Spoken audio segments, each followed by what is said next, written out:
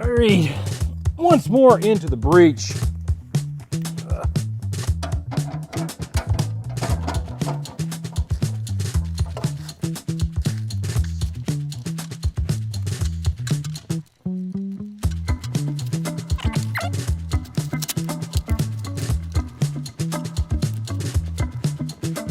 It started out as a good day, but good beginnings, they don't always make good ends.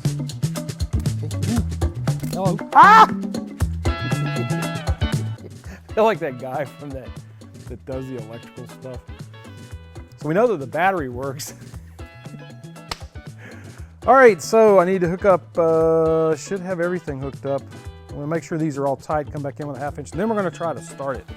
Well, not start it. We're gonna try to roll it over to make sure everything's functioning correctly. If you didn't watch the video last week, go back and watch that for the amount of trouble we've had trying to make all this stuff sing together. You'll know why I got frustrated. Now, the moment of truth. See if it'll start.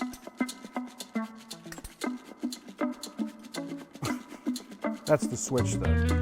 We don't have a wiring diagram for this switch because Logan bought it for his mower that he has for his lawn business. Johnson Lawn and Sprinkler ad. And he didn't save the wiring diagram for it, so I just kind of winged it. She no fly. So now we got to take this thing off and make sure we get the wiring correct on it. It's always something. Well, Bo, we got the wiring problem theoretically figured out. Let's see if we can get it to go ying, ying, ying, ying. Let's run. Huzzah. All right, so it makes noise now. Yeah, we actually have a working starter, unlike. Yeah, I was gonna say, do you want to actually spin it over for a little? Let's spin it over and see what we got. Sounds good to me. And actually, I hear the coil firing as well. Alrighty, let's get buzzy. That was a quarter. Yep. I'm gonna undo the battery too, just in case. All right, so I'm going to retime this engine now. I'm going to be looking at the rocker arms for cylinder 1. I'm gonna start rotating the crankshaft over. And I believe we are on intake stroke right now.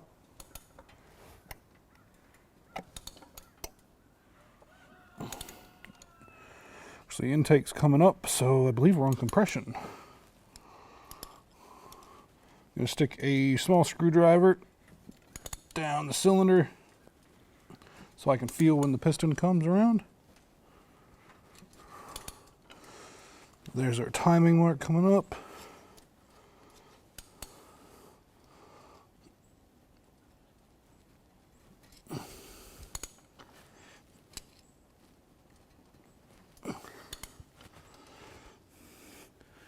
I'm looking through for a pointer way up here that you probably can't see because I can barely see it.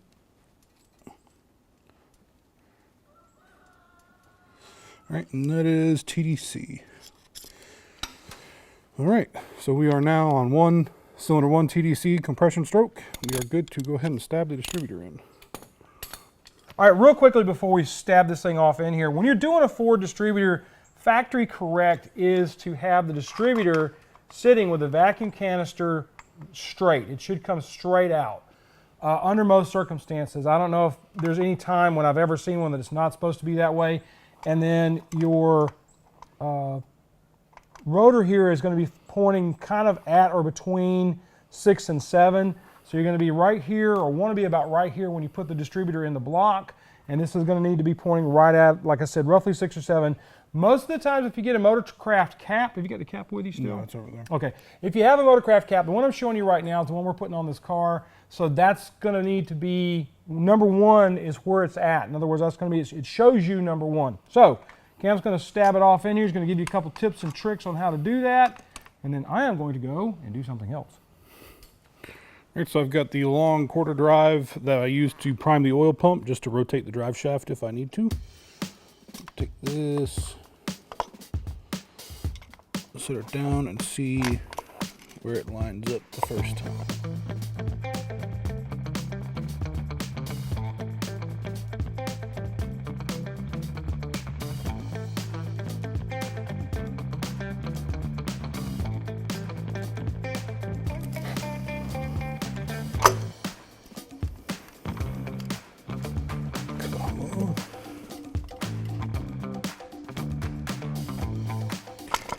hate to say it, but the Chevy ones are just a little bit easier. Yep. I don't really want to admit that. Flat clip, flat blade, better than octagon. Less It's a shit. 50-50 chance. Yeah.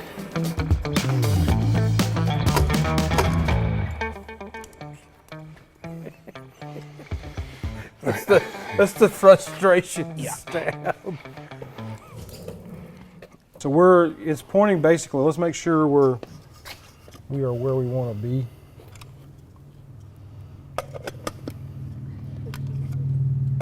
So that's one right there, we think.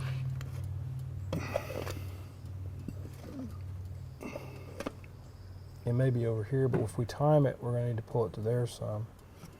What do you think? We shouldn't need to time it at all. It's at 14 degrees right now.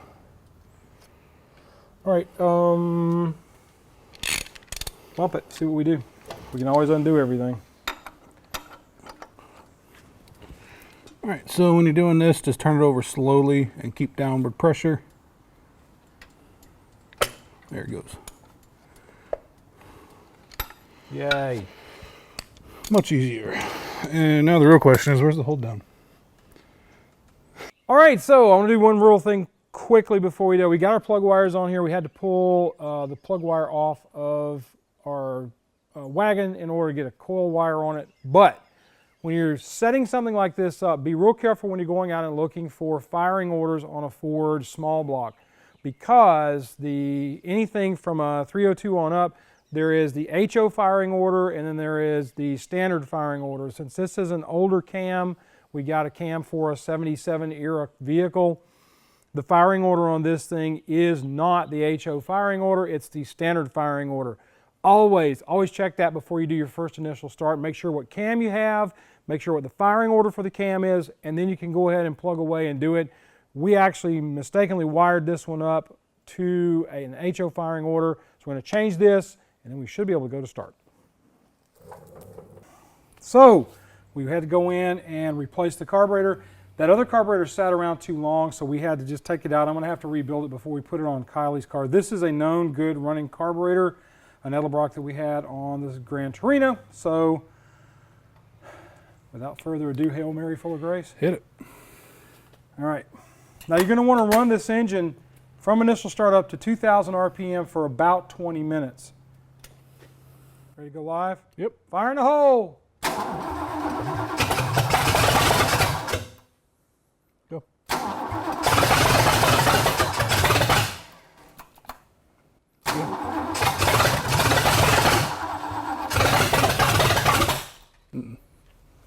What do you think's going on? I do not know. Well, one thing, we don't have a fuel pump on. But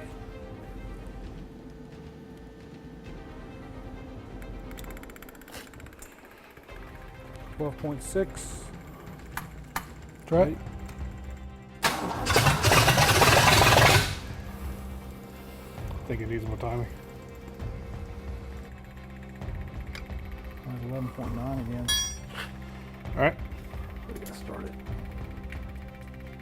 Off camera, we changed from the Holly Street Avenger because the accelerator pump arm would not deploy. The spring would collapse, but the arm wasn't moving. That told me that we were having a problem with fuel delivery, and the last thing you need on an initial startup is a fuel delivery issue.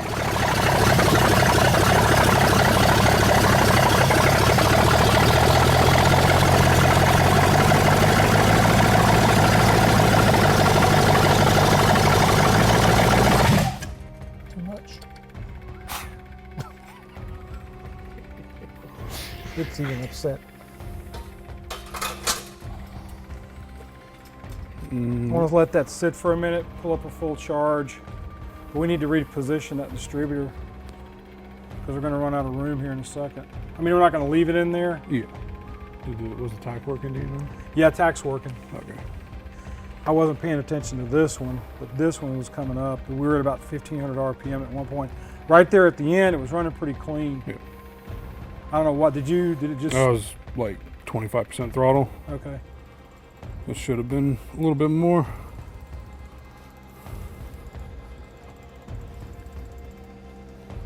Hopefully it's not pissing fuel down the bores. It's not.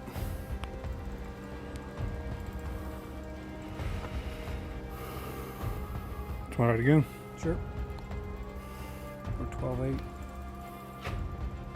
All right.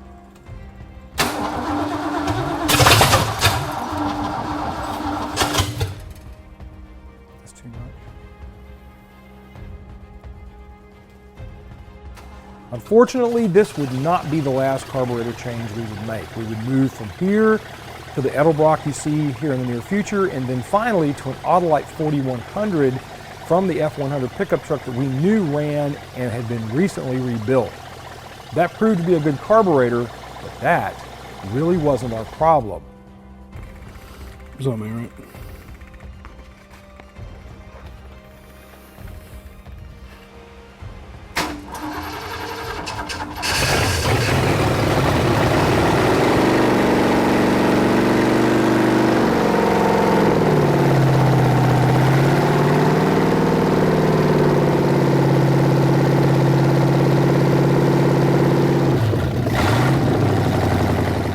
Look at my face here and see that I am not happy, and I would be really unhappy in just a little bit.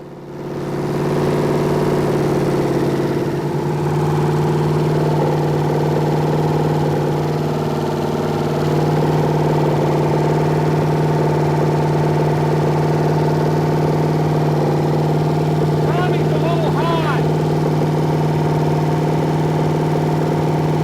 Running better though.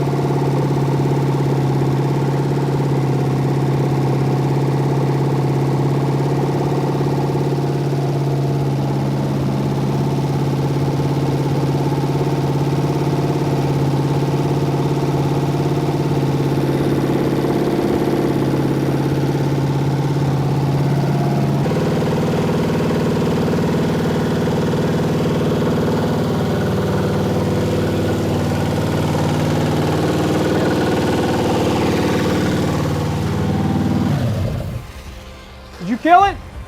I killed it. What's up? Rocker jumped off. Thought I heard it running rough. And it was blowing cooling out. It's just too hot.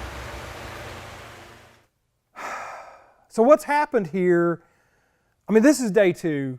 After this happened, we just called time of death and just kind of sat back. I've pulled this thing out, pulled the valve cover off to really look at everything and see what's going on. It's not a rocker stud issue. It's a fact that all of these nuts are loose.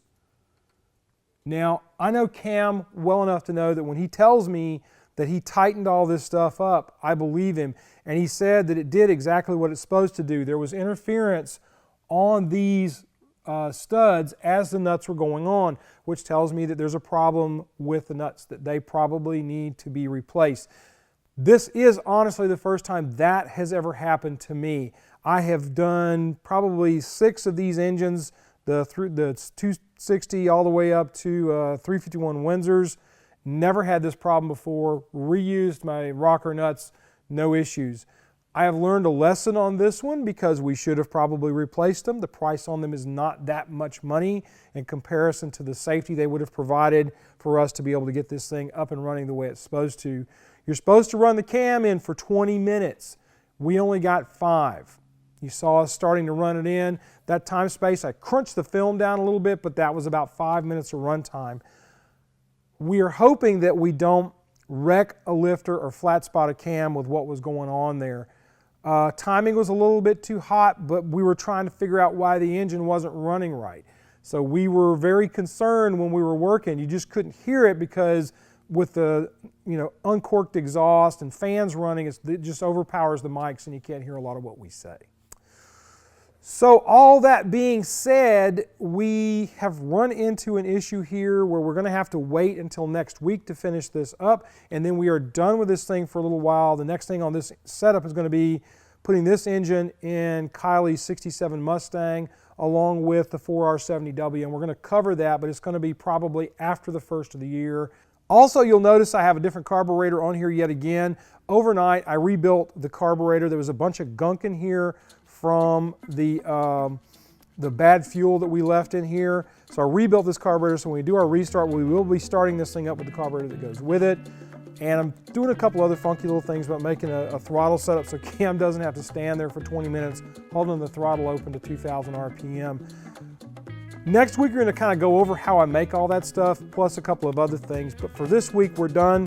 We can't do any more. I'm not as upset as I was about the starter for some reason. I guess I was just having my myriad last time when I was working on the starter.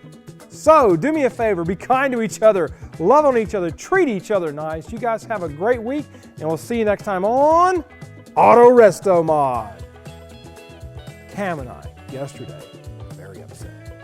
And it took me till today to get to where I'm calm enough about it. I'm not upset yet, because I don't think we've wrecked it, but I'm not happy either, because it's my mistake. I screwed up, and I'm one of those guys I'm going to show you when I screw up. I had somebody write in last week and tell me what a hack I am, and I'm the worst guy on the internet next to another show that he hates.